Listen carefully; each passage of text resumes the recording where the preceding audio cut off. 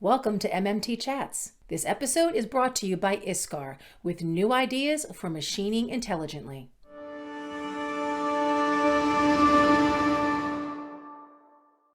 Hey MMT followers, I'm Christina Fuges with MoldMaking Technology, and my guest on today's MMT Chat is Austin Ramos of Kingson Mold and Machine out in Brea, California. Austin is one of MoldMaking Technology's 30 under 30 honorees. So Austin, hello. Hello, how's it going? Good, and I have to say congratulations. Thank you so much. I'm psyched to be here. It's a true honor. Didn't think I'd be here, but here we are. That's what I was going to ask you. I keep starting off by asking, so not only were you nominated, and I got a lot of nominations, but you were actually selected as one of the 30. So how's it make you feel? Honestly, it's almost undescribable because not knowing this is going on and then to hear like, not only was it a nomination, but also like to get in, I'm ecstatic. I don't know. It just, like, I always try to put myself above people, but to see you're up here is just truly like, it's magical to know that you're actually doing something, you're making it out here. I love it. That's awesome. All right. So why don't you tell everybody, what is your current position? What do you do every day? So I'm a mold maker, obviously. I'm constantly programming, running around the shop, just a chicken with my head cut off, always trying to help people out, like, part of being the new generation is also helping the people coming in after me. So even though I'm under 30, we got some people here who are in their 20s, and we're just trying to help them get up to speed with us. I wish I was 20 and already where I'm at. So why not help a kid get to where I'm at now, except earlier? Can only make their career. That's awesome. That's actually the first time I've actually had somebody say that. So here I'm looking at people mentoring you guys, or maybe you mentoring the more seasoned pro on things, but now you're even going to even the younger generation. That's what has to happen. So kudos to you for bringing that up. All right. So why don't you give us a little snapshot of your journey, how you got here, basically your background, your job history, your education. Give us a little snapshot. So education-wise, just pretty normal, made it all the way kindergarten to high school, played some sports here and there. So that's where I get a lot of my sports background and just competitiveness. I want to keep that going in the workplace. So from there, went off to some junior college, got my AAT, just emphasis in technology on my associate's degree. So that's pretty cool. It goes along with our generation, the times, staying with technology because everything's turning like more into technology every day instead of just being able to rely on the basic computer. So from there, got into the grocery business and worked as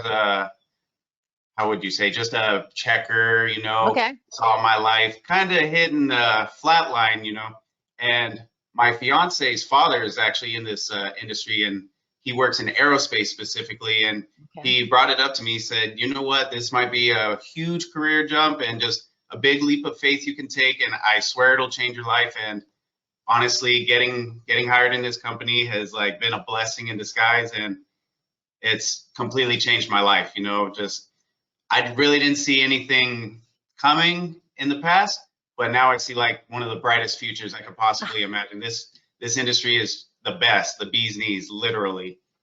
That is awesome. Pretty much it. Just always taught, like, from a young age, school through now, just always outwork everybody. It doesn't matter what you're doing, just be the best at it. So got to take that through school, sports, and now to work. The thing you get to do every day, and the blessing in it is I love it. It's better than sports. It's better than school. I wasn't a fan of school, so this is literally where I was meant to be. And you get paid for it. Right? Come on. On top of that. Yeah. Now, what's funny is that is a running theme with all of these 30 is this deep desire and motivation and this like kind of go get 'em attitude. That is the big common denominator between all of you. So it's interesting. All right. So what has been the number one challenge in what you do? The number one challenge, I want to say, has been in the finishing department as far as all the work we do here, because we don't want to like half it, we've been taught from our mentors and whatnot to really turn this into an art. And it's taking the tedious steps that are going to make the biggest difference in everything you do, like in life. But also when you're really like dissecting a project, you really have to look at the fine details and just take every little tidbit head on and also think ahead of it. So in a sense, it becomes an art because you're playing around with everything you could do to certain sections in a job, certain components, and it's just trying to get the best out of your tooling, the best out of your material. It's almost like you're trying to play with your brain to optimize everything you're working on. So that's definitely been one of the hardest parts because there are some really good people ahead of me that have passed on information. And one thing I'm fortunate to have been able to do is just be a sponge to everything they do. One person does something one way and someone does it another over here. It's just being able to like take it all in and create your own way. And art is subjective. It's how you view it. So it's what you can do with your teachings and what can you pass on to after that, and always being open to learn every day. So I don't feel like I'm amazing. I feel like I still have way further to go and more to learn. But that's a good attitude. Yeah, good attitude. So what would you say is your proudest moment in your career so far? I would break them down as moments because they're all similar.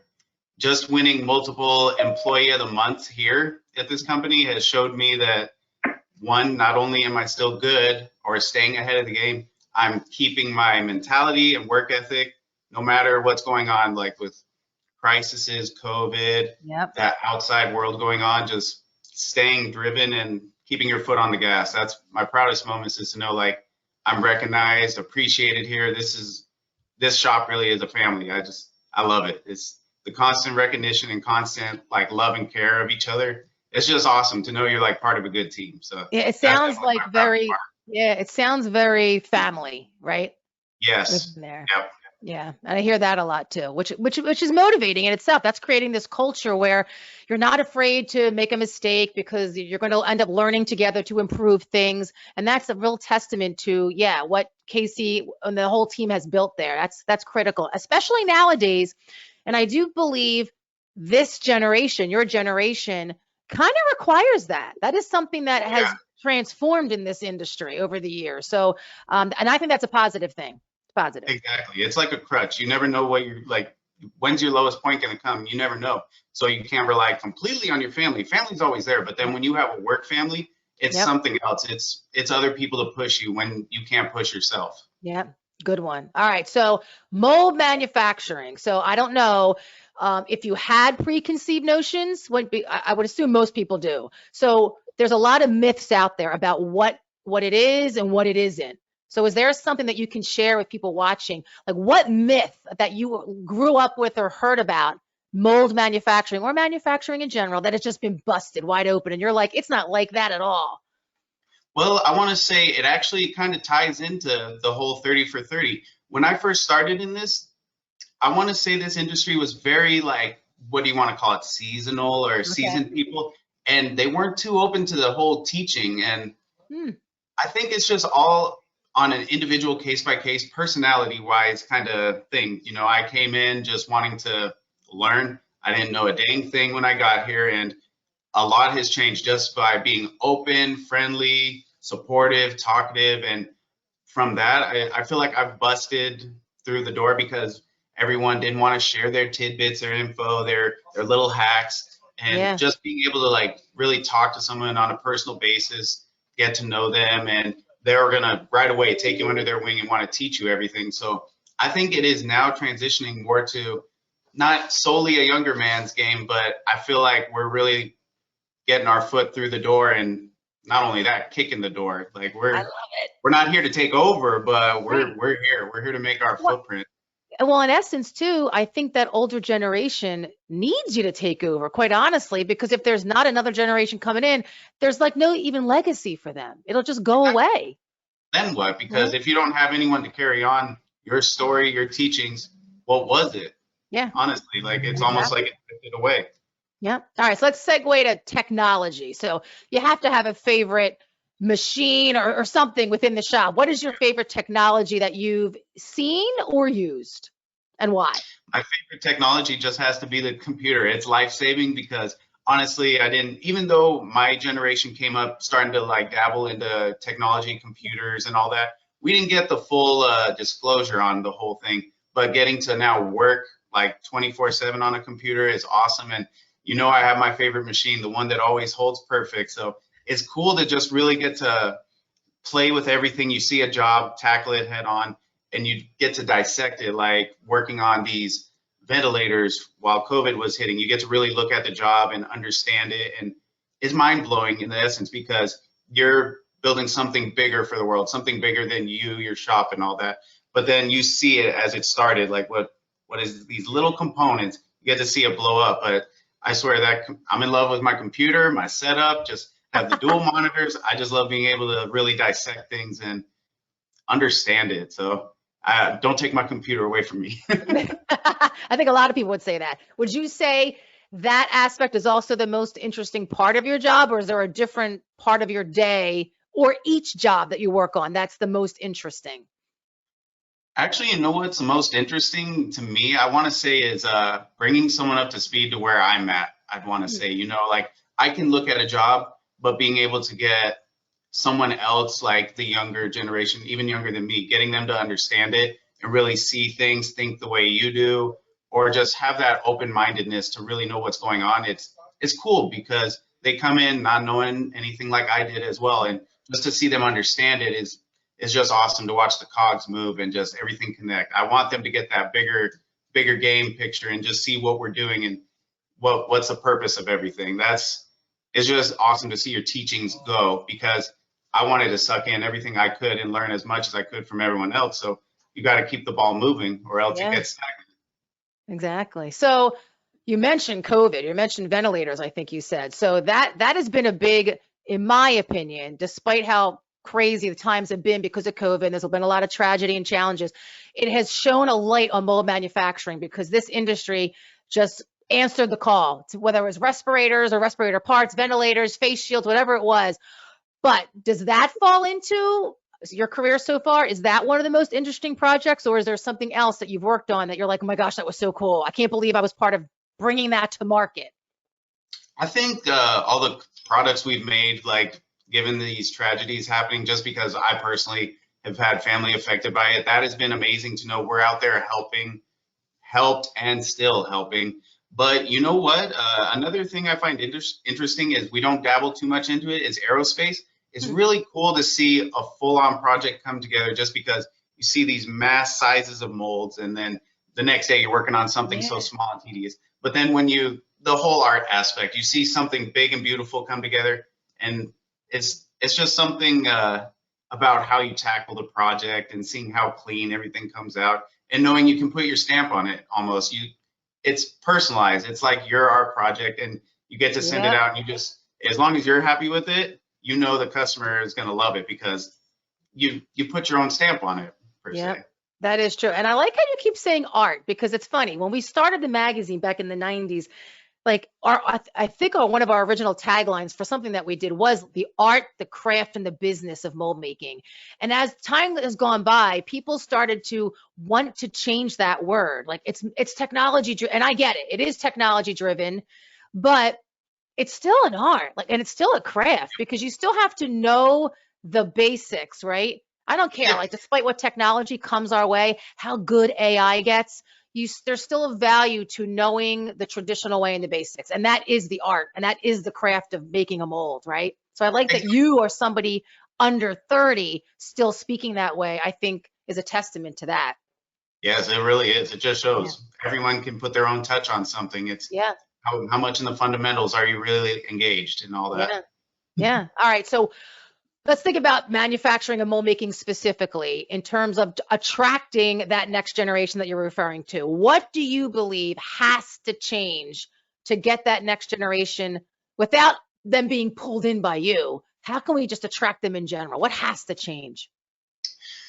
That's a tough, very, very tough question. To be honest, though, I think it's just opening their minds to this isn't just like a blue collar, like specific job. This is something like we can all do if taught right. And also, I think it's just opening them up to the lifestyle. Like this is an awesome career, awesome industry, and just realizing, you know what, like this isn't for big old grunts. This isn't for like nerds. This is for everybody. There's people of all backgrounds and ethnicities in this industry, and it's crazy because it really is a big old melting pot. So it's kind of hard to think about, like what attracts you. And I just Yeah, think it's the fact that it's for everybody. Like that's one key selling point is I like this is it. for everybody and anybody. You just have to have the right teachings, and you can come up in this world, in this industry, and just be stellar. And You go, like myself, you could start from nothing and end up becoming something. You yeah. never know.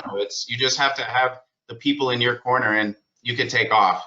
So just gotta open their eyes to it and let them see what it is. It's Yeah. a fun lifestyle And here. what it truly is, and I do believe that's still that gigantic marketing problem, like just in the mainstream out there in the world, right? If you don't know somebody that works within it, or somebody's never exposed to it, I swear they still think it's that dark, dingy, Yep. and dirty environment. And there are some shops I've been into that maybe fall into that. Most of the shops I'm into are nothing like that. So, and I don't think that like, it's almost like we need a TV show. Like you need to go that mainstream where somebody is paying attention to this world and showing this is what it is. But Yeah, who knows if that'll exactly. ever happen. All right. So last question. Where do you see yourself in 5 years? All right. Ooh, this, believe it or not, this is the hardest one. Yeah. Honestly, I'm loving where I'm at. I want to stay at this company, as long as I can, keep bleeding the information. I'm constantly learning from those ahead of me. There's so many things that you can do in this industry. I want to see myself here, want to see my house in the works as well. Always making something better, just like you're always getting better at work. Yeah. I see myself hopefully manager here soon. Let's Yeah. get something in Right. the works. Let's see a young takeover. I just want to see myself grow within a company, make my mark here, and if I'm needed elsewhere, say we make another branch. I'm Yeah. I'm a team player. I'm here for what we got to do in the bigger picture we're trying to create. I'm all about the team. I love it. I love it. Austin, thank you so much. I want to say congrats again. Thank you for your time. You're one of those definitely worthy of this 30 under 30. So congratulations. Thank you so much. I'm so appreciative to be here. This is a blessing. Awesome. And to everyone watching, remember, for everything mold making, visit moldmakingtechnology.com. Stay safe and healthy, and most importantly, stay informed and stay inspired.